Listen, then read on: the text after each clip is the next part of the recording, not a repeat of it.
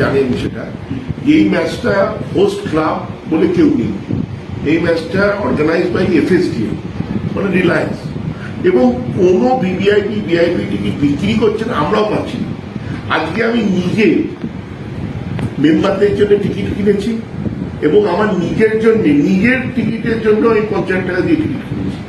আজকে আমি তাও কোথার থেকে না, মিশো থেকে কম্পিউটারে কিনেছি, অনলাইনে। তো এবারে টিকিটের প্রচন্ড, কেন কি ওদের ওয়ে অফ ম্যাচ করা ইজ টোটালি ডিফারেন্ট। ওরা ভিভিআইপিতে আমাদের যা সিট হয়, মানে আমরা যখন এমবিএসজি করে তার 30% না 40% করছে, হিউজ মানে খাবারের ব্যবস্থা করছে, এই করছে, এবং যেটা ওদের স্পন্সরদের খালি ইনভাইট করছে।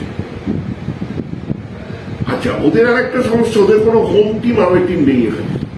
এখানে দুটোই হচ্ছে ফাইনাল টিম। তাতে তোমাকে যদি 10টা টিকিট দেয়, ওদেরকেও 10টা টিকিট দেবে। মানে আমি যে হোম টিম বলে আমাকে বেশি দেবে, আমার টিম বলে ওরা কম পাবে তা নয়। তো সেই জন্য এবার টিকিটের খুব দুরবস্থা, সবাইকে টিকিট কাটতে হবে। তো এটা আগের বারেও আইএসএফ কাপে হয়েছিল ফাইনালে, যারা মনে আছে। তো এবার আমরা যতটা টিকিট কিনি, মেম্বারদেরকে আমরা টিকিট দেবো, যত মেম্বার তারা যেরকম করে আমরা টিকিট দিই মেম্বারদেরকে, সেরকম করে মেম্বারদের টিকিট সুলভে তারা টিকিটটা পাবে না।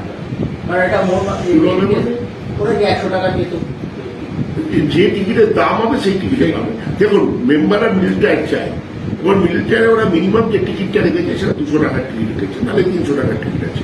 মেম্বারদেরকে আমি মিল টায়ারই দেবো, সম্ভবত 200 টাকায় দেবো। ওরা মেম্বাররা 100 টাকা বেশি, ওটা 300 টাকার টিকিট ছিল, ওটা আমরা ডিসকাউন্ট করি 100 টাকায় করি। কিন্তু এবার ডিসকাউন্টের কোনো জায়গা নেই, এখানে এরা কোনো ডিসকাউন্ট করছে না।